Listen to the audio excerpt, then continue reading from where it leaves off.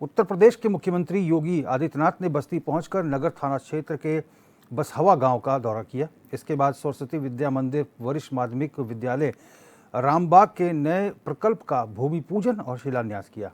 इस दौरान सीएम योगी ने नींव रखी और पौधारोपण भी किया। सीएम के कार्यक्रम स्थल पर पर्याप्त मात्रा में पुलिस बल की तैनाती की गई। यातायात को सुचारू बनाए रखने के लिए बैरिकेटिंग, पार्किंग स्थल और रूट डायवर्जन की योजना बनाई गई।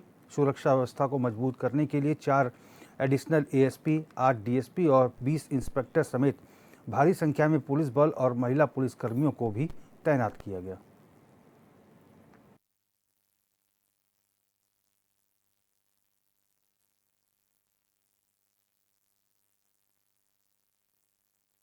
सीएम योगी ने नींव रखी, बच्चों की शिक्षा व्यवस्था दुरुस्त हो ऐसी बात कही।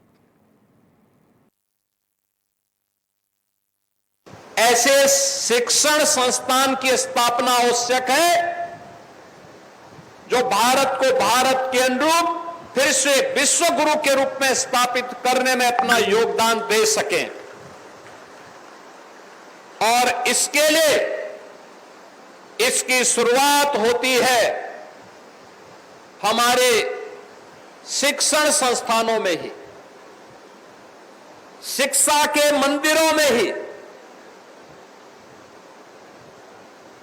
शिक्षण संस्थान केवल अक्षर ज्ञान के माध्यम नहीं है, वह एक बालक के सर्वांगीण विकास की आधारशिला है।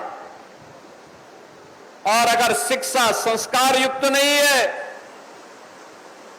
शिक्षा मूल्यों और आदर्शों पर आधारित नहीं है, शिक्षा अपनी मातृभूमि के प्रति,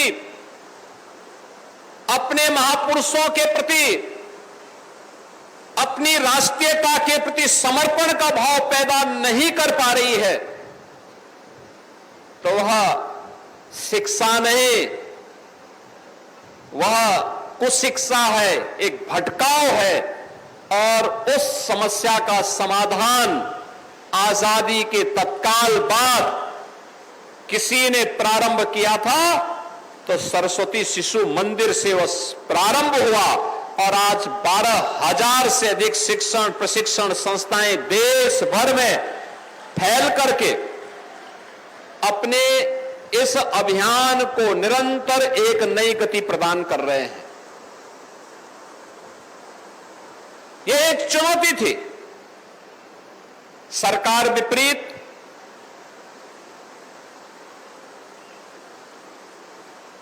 लेकिन उसमें हमें कार्यक्रम करना है। पाठ्यक्रम सरकार तैयार करती है,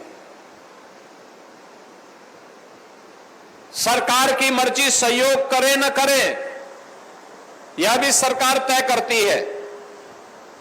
लेकिन बिना सरकार के सहायता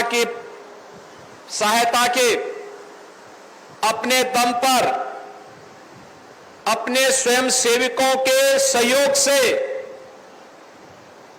भारतीयता के प्रति अनुराग रखने वाले उन भारत के नागरिकों के माध्यम से सरस्वती शिशु मंदिर ने इस कार्यक्रम को आगे बढ़ाया।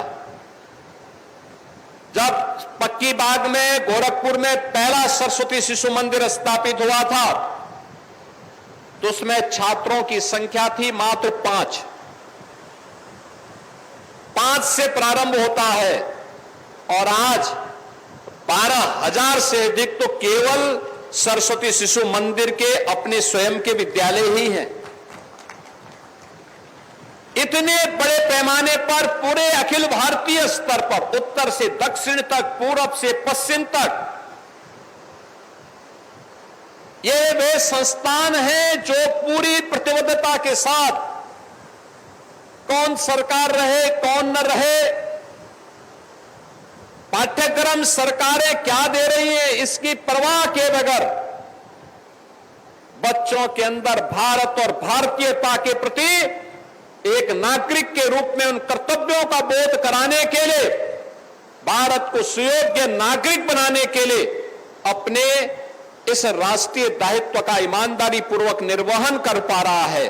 और यही कारण है कि सरस्वती शिशु मंदिर से निकले हुए छात्र आज जीवन के प्रत्येक क्षेत्र में समाज को नेतृत्व भी दे रहे हैं, समाज का मार्गदर्शन भी कर रहे हैं और समाज को एक नई गति देकर के प्रधानमंत्री मोदी जी के विकसित भारत के उस संकल्प के साथ जुड़ते हुए पूरी प्रतिबद्धता के साथ दिखाई दे रहे हैं।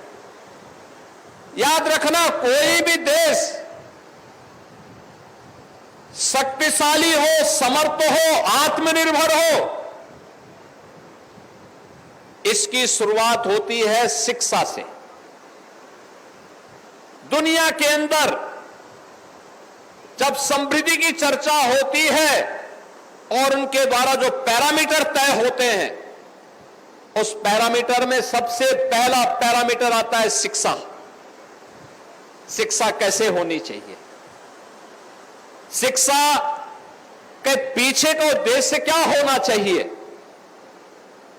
शिक्षा के बाद फिर स्वास्थ्य को प्राथमिकता दी जाती है, स्वास्थ्य के बाद कृषि और जल संसाधन को प्राथमिकता दी जाती है, इसके उपरांत कौशल विकास और रोजगार को, एम्प्लॉयमेंट को उसके बाद इसके साथ जोड़ा जाता है और फिर पर्यावरण को ध्यान में रख करके किस प्रकार का विकास हो जो पर्यावरण के अनुकूल हो। ये सभी पैरामीटर तय करने के बाद ही ये तय होता है कि अगर ये पैरामीटर आप तय कर रहे हैं तो समग्र विकास के इन लक्ष्यों को प्राप्त करने में सफल हो पाएंगे।